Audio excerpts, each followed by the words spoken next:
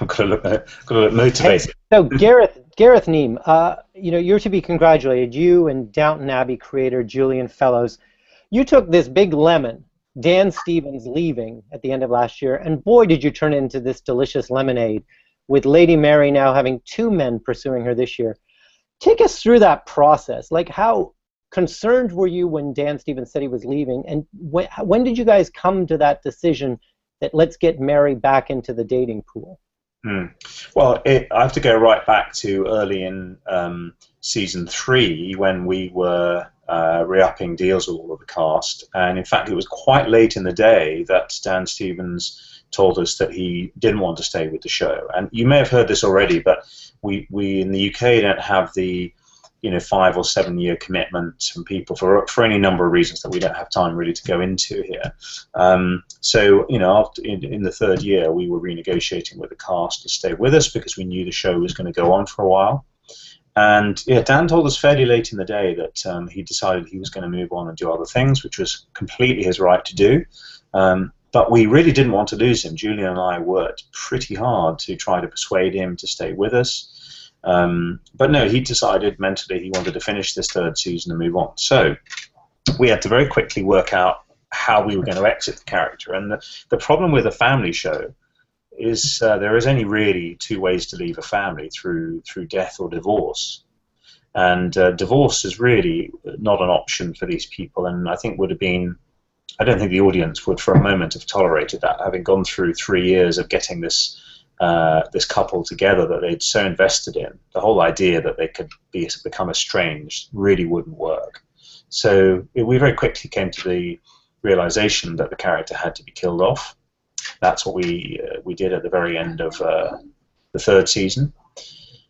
And but when we knew we had to work around that, we were pretty concerned and we were disappointed, because there's no doubt about it, Mary and Matthew were at the heart of the show. The interesting thing about development, though, I think, is when a door is closed to you and you really can't, there's no more you can do to open that door, it's over, then you just have to immediately go on to plan B. And instantly we went on to plan B. Okay, what is the show now like without Matthew? And actually, when you think about it, I mean, this isn't rocket science. All the movies end when the couple gets together, and the show is about romantic love. This is about will they, won't they? And in the classic way of looking at these things, Mary and Matthew were together and happy, and we were not awash with new things we could do in that scenario. The moment you instead arrive at the beginning of, or you end season 3 with this beautiful young woman eligible woman holding her newborn child in her arms without even knowing that her husband is dead, is a great hook between seasons. And then coming back in season 4 and seeing a Mary who is a kind of living dead, who's sort of given up with life, right. And through the premiere episode in season 4, all of the other characters in the show, their objective is to get her to come back to life. And so you end episode 1 of the 4th season, and she said, okay, I get it. I'm going to turn to life. I am going to rebuild my life. And that becomes the spine of the 4th season, and we have all of these new guys coming in, hitting on her, and it gave us a great new impetus of romance, which is ultimately true to the heart of the show. So it's a funny way of working these things out. We would have done anything to keep Dan in the show, but the moment he decided, I'm out, it actually, ironically, is the best thing that could have happened to us. And what's so interesting with Lady Mary, I mean, between the writing and then the actress Michelle Dockery, this willingness to show these different sides, I mean, still can be very cold and cool. And even there at the end of the season with Blake, who she thinks of as this socialist, boy, when she finds out that he's actually heir to a fortune, I mean, she has no problem switching her allegiance from Gillingham to Blake, or at least seeming to suddenly, he's in the running, where he hadn't been before, purely because of his his perceived lower status.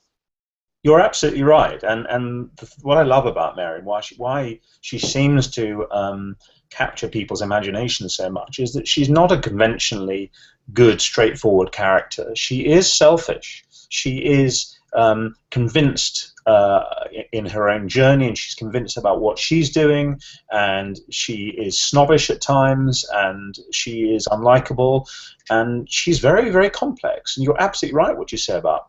I mean, that isn't what these are not attributes you give to a character that you want to be a vanilla, straightforward person, and yet it's that very complexity that makes Mary so interesting. And I think ultimately, for all of her complexity and all of the good and bad things about Mary, Mary is the character you most want on your side in the show, and that's why audiences love her.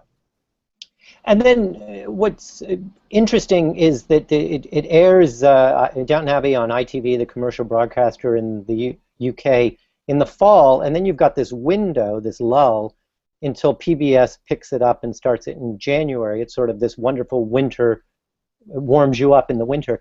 But you must have to deal with, let's call them spoilers. Like this, and the idea this season, I mean, the biggest spoiler was that sexual assault of Anna, the maid. And I know it caused a real firestorm in the British press. How concerned were you that that was going to sort of translate over in America, that there'd be that same media outrage?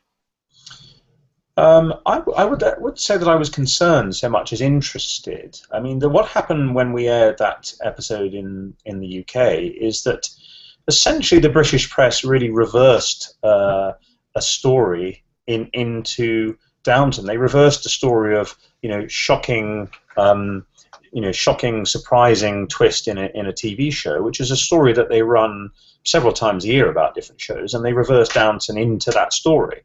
And whipped up actually quite. I mean, essentially what happened is there were complaints on the night that episode aired. There was about 4 complaints to the network, but by the Wednesday after the Daily Mail had run the story for 2 days, there was about 400 complaints. So you see where I'm going with this. I don't object. The Daily Mail are doing their job. They're and it was very good for us. It was a hook to the 4th season, and it was something to talk about. I don't object to it at all, but it was really a bit of a storm in a teacup. And I was interested to see. And actually, I'll say one, because that sounds like I'm being very dismissive about it. What I do accept is it was very important for us to remember that the shock people felt about the rape of Anna Bates is because people around the world love that character. We perpetrated terrible thing on probably the most beloved character of all, the most warm-hearted, the best character in the entire show is the one who has the most awful, evil thing perpetrated on her. And of course, we can't underestimate how much that hurts people and upsets people and shocks them. So I don't take that for granted. But I was interested to see whether we would have the same impact in the US when the episode ran. And interestingly, it didn't really have anything like the same shock and horror. It may have been because we were on the same night as the Golden Globes, and that the US media attention was focused on the Golden Globes and not on our episode of Downton. But no, it didn't seem to have the same outrage, I suppose. And what's interesting about that sexual assault is that Anna feels she can't tell Bates. I mean, it's this dirty secret she shares with Mrs. Hughes.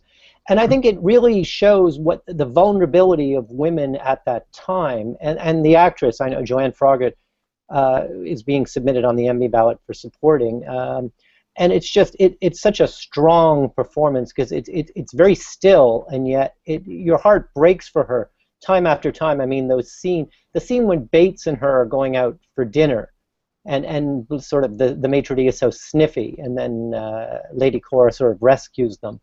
But if you could talk a little bit about maybe just the downstairs cast. And I know what's interesting is I believe most of the upstairs scenes are actually shot on location, aren't they? Aren't they shot at the what's the name of the actual Downton Abbey in real life? We shoot the staterooms in Highclere Castle, so the library, the dining room, the Great Hall, the exterior, obviously. Then we shoot all of the bedrooms and so on. We shoot at the studio, and all of the servants' quarters are all at the studio. So we shoot about a third at the castle on location, a third in the studios, and a third are guest locations of that week. And right, so I mean, when Carson's leaving one of the dining room and going downstairs, it's sort of a 100-mile journey, isn't it, to get to the? Yeah, it's tens of miles, and it could be 3 weeks later that we pick up the other side of the scene. So yeah, it's a standard location to studio mix. Right, but with the downstairs cast, I know that some people sort of feel they struggle in 2014 to understand how the staff does feel like part of the family. Certainly Carson, Mrs. Hughes, Anna, Bates, and I guess that's true to life, isn't it? I mean, I think that sort of wasn't that the way it was then. That they did sort of think of themselves an extended version of the family.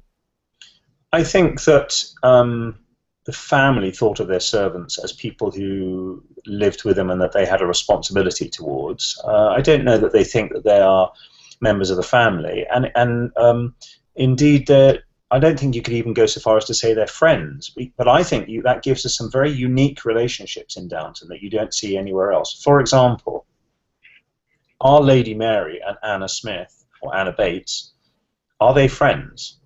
They are slightly best friends. They have an intimate friendship and relationship, but they're also master-servant. And that's very unusual in drama, I think. We all understand about hierarchies, and although that world is very different from the world that any of us live in now, I always think that we all work in hierarchical environments at work, or people, families even organize themselves in hierarchical ways. It is the way human beings behave. So we can all, everyone around the world relates to the show because they understand this is how people behave through the prism of a very it's a very heightened sense of hierarchy in this world, and I think it gives a real anchor to the show. People enjoy seeing where people are in relation to each other. I mean, if you think about a couple of my favorite scenes in the fourth season are in the opening episode, where you've got Carson, who is essentially Lady Mary's employee, but he's also really a surrogate father to her. He's been there throughout her whole life, and she looks to him like another father.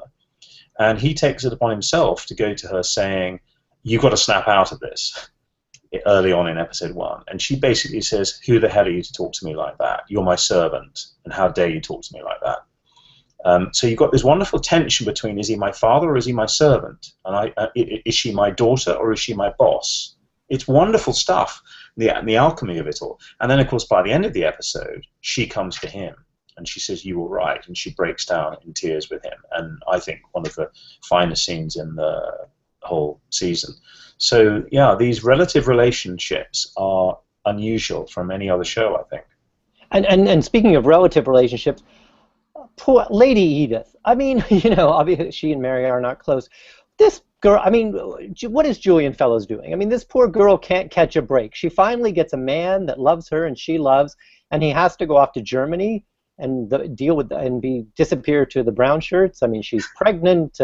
Why did he have to choose Germany? Why couldn't he have chosen somewhere benign, like Luxembourg or something? I don't know. That actress is marvelous because you sort of that she's just resolute. She's going to keep at it, and I suppose she does have this potential happiness now because the tenant farmer is going to take care of her child for her. She'll be able to see it from a distance, I suppose. But do you really complicated to me? But I think life is life for most of us is a combination of good luck and bad luck, as the writer Will Boyd has said in another show that we made. Essentially most of the characters in Downton are, they have some good luck, they have some bad luck, and they're just trying to get on with their lives. But some of the characters, and Edith is the first one who comes to mind, is somebody who seems to have consistently bad luck. I think this is true of life. Most of us, 80% of us, me included, but 80% of the people I know have good and bad luck. Then don't we all know that 10% of people who seem to be completely charmed and everything always goes right for them, and 10% who just seem to always be dealt the wrong card? And I think Edith is clearly in that last category, that she keeps going and she has yet one more hurdle after another, and that's part of her makeup. Well, and another, I mean, in a way, she is her father's daughter because I mean, Earl Grant. I mean, if it was left to Earl Grantham, there wouldn't be a Downton Abbey. I mean, it's and this the dynamic with Mary having to align herself with the chauffeur. She still thinks of Branson, I think, somewhat as the chauffeur. That's again this great dynamic. Well, it's the same. That's the same thing. That I mean, they've all taken Tom to their hearts because they have no alternative in that their daughter, their dead daughter or sister, loved him, and he is the father of her child, and they have taken him to their heart. But you're right, you still have a complex relationship. He used to be our employee. He's the one who's come up the the class ladder, and he's jumped. He's the one character who's jumped from below stairs to above stairs, and he's not quite the same. He's now stuck in no man's land. He's not like the servants, and they won't treat him as one of their own, and he's not really quite ever going to be the family, so he's always going to be stuck there. It's, again, another unusual, curious relationship in the show. And I think because he's sort of become this linchpin, this link between upstairs and downstairs, I mean, that's why they're submitting Alan Leach's name in the supporting category. I'm curious about your working relationship with Julian Fellowes. I mean, what's extraordinary is it's one man writing these 11 episodes year in and year out. As the producer, I mean, how do you have meetings with him before he sits down to start, as he's writing each episode? How does that work? When does he come to you with finished scripts? So we have a curious setup because, as you say, we have one man who writes the whole thing, and that we cannot underestimate that extraordinary feat. It works because I think we keep the sense of authorship of the show. You can tell it's the same writer who writes every episode. The characters have a consistency of voice, and I don't really know anyone else in the same degree who can turn within a single scene. We can go from high drama to romance and to laugh out loud comedy. There are not many dramas that you really can laugh out loud while you watch them, and I think that is an extraordinary testament to Julian Fellowes' talents and his brilliance as a writer, and how he has created a show with 25 characters, which means in some episodes there's not a lot of room for all of those characters. An actor may only have half a dozen lines in an episode, and yet somehow we, the viewers, believe that they're all well-drawn characters. They're all completely rounded. They all have a journey that they're going on. Most TV shows, we look at them. Most gang shows have got 5 characters in, maybe 7 characters. That's the kind of normal structure. So to pull that off with 25 characters is really extraordinary. Now, it only works because we've designed a system where I can completely protect Julian from the process, from a myriad of notes from other sources, and from being drawn into other aspects of the physical production. I leave Julian alone to do what we need him to do, just to write these beautiful, delicious scripts. And then in terms of how they are developed and the feedback on them, it's really only me that will have that direct relationship with him, and I'll work closely with our producing partner Liz Trubridge and the individual director of that episode. But Julian will only ever receive a set of notes from me. There won't be notes from broadcasters and other entities, and while I don't object to that more collaborative process, we simply wouldn't have the time for it in this show. He would be pulled in too many directions. It only works for us to work with a single voice writer, because we have a very specific workflow that allows him to write that much. And we work very closely on it. We brainstorm all the big stories, so we know the trajectory of the characters, and we know the big sort of tent poles that are going to be across the 11 hours a year.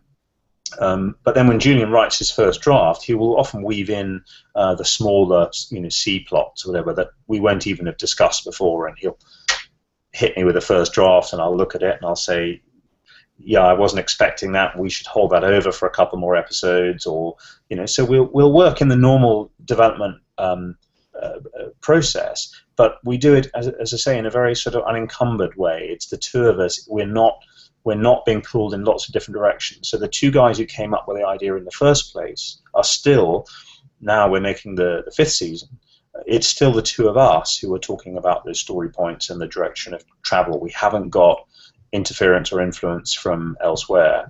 To whether that's good or bad, that's the way that it is.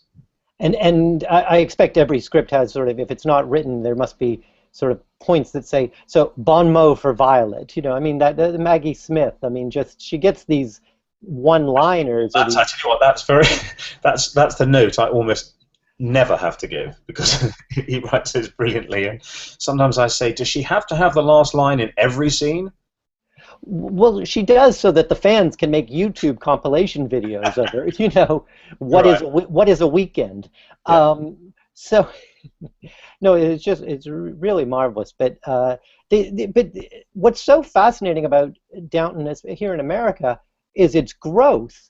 I mean, it's sort of extraordinary. You don't get series that are in their fourth season that are breaking ratings records. What do you count that to? I mean, why do you think it sort of has exploded? At least it's around the world, but particularly here in America.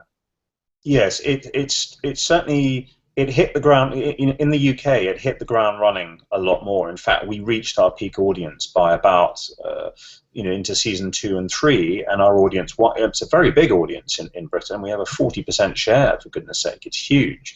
But we reached that much earlier in the process, and you're right, the US has been it's more word of mouth, and I think it's partly, this isn't the kind of show that gets made very much on television, that PBS, for all of its the great things about PBS, it's not the destination, the #1 destination for drama for mainstream audiences. It's been traditionally where very Anglophile fans have gone in relatively small numbers. So and it's those people that came to see the show in the first place. But it's been the word of mouth that has taken a few years to create, because it's not the kind of show that gets made very much, and it's not the channel that everyone's automatically going to for drama, so it's taken longer.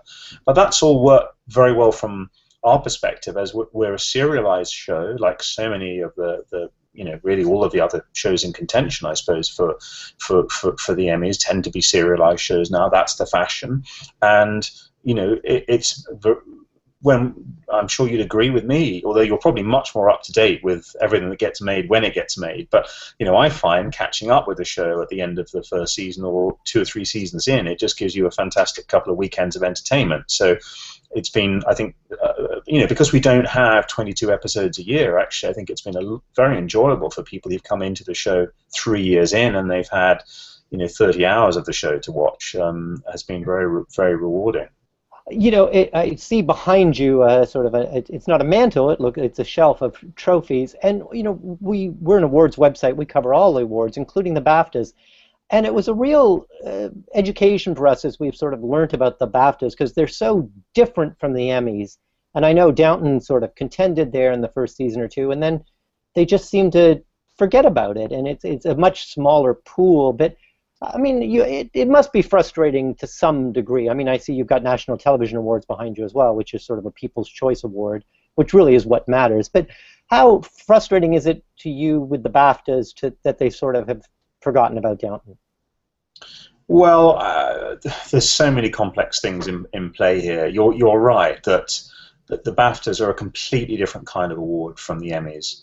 I might go so far to say that where the TV Academy is about celebrating quality and success, the UK is very different, and sometimes there might be an attitude of voters in England, which is, this show has done really well and it doesn't need my vote. This show is a big success. This show has won the Golden Globe and it's won Screen Actors Guild Awards and Emmys, and this show, there's something very much in the British psyche about celebrating something that was brilliantly done and creative, but didn't get the big audience, didn't get the big rating. That show that people never found.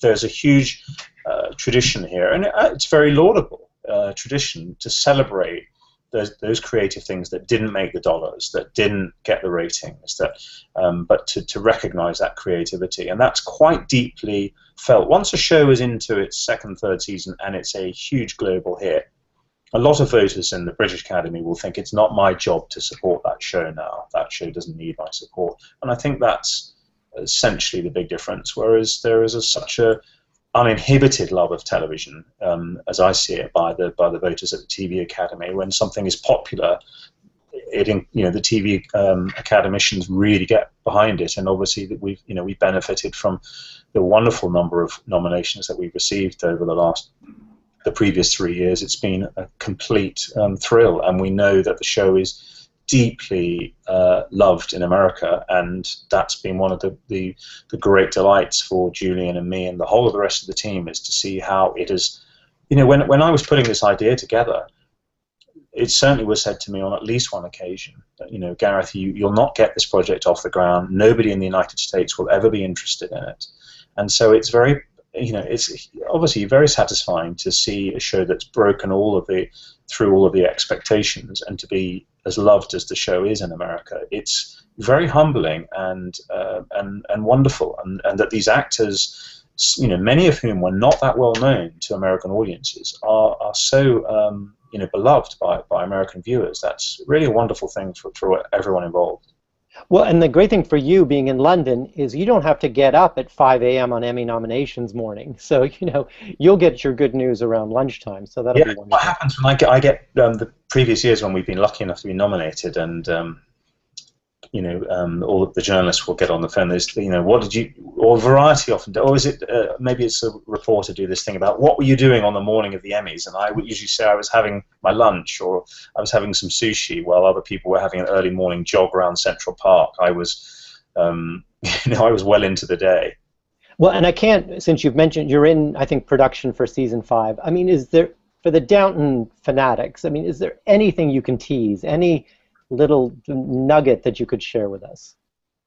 Just, I guess no. I guess I really don't think. I wish there was some. I wish I could throw you a scrap of meat, but I'm not sure what that would be. I can tell you, I've cut the first episode already of season 5. It's wonderful. I'm delighted with it.